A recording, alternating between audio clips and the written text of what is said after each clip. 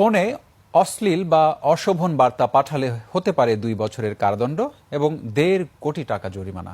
এমনকি কাউকে বারবার ফোন করে বিরক্ত করলেও গুনতে হতে পারে 1 লাখ টাকা জরিমানা বা অনাদায়ে 6 মাসের কারাদণ্ড।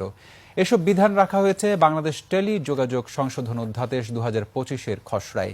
ডাক ও টেলিযোগাযোগ বিভাগ বুধবার অধ্যাদেশের খসড়া প্রকাশ করেছে। অংশীজন ও সাধারণ নাগরিকদের মতামত গ্রহণের জন্য খসড়াটি বিভাগের ওয়েবসাইটে উন্মুক্ত রাখা হয়েছে। অধ্যাদেশের ধারা 70 অনুযায়ী যুক্তিসঙ্গত কারণ ছাড়া কাউকে বারবার ফোন করে বিরক্ত করলে তা অপরাধ হিসেবে গণ্য হবে। আর ধারা 69-এ বলা হয়েছে, টেলিযোগাযোগ বা বেতার যন্ত্রের মাধ্যমে অশ্লীল, ভীতিকর, অপমানজনক বা অশোভন কোনো বার্তা, ছবি বা ভিডিও পাঠালে 2 বছর পর্যন্ত কারাদণ্ড বা সর্বোচ্চ 1.5 কোটি টাকা অর্থদণ্ড বা উভয় দণ্ড দেয়া যাবে। গুরুতর অপরাধের ক্ষেত্রে সর্বোচ্চ 5 বছর পর্যন্ত কারাদণ্ডের বিধানও রাখা হয়েছে। এছাড়া বেআইনিভাবে আড়ি পাতলে 2 বছরের কারাদণ্ড বা 1.5 কোটি টাকা জরিমানার বিধান রাখা হয়েছে।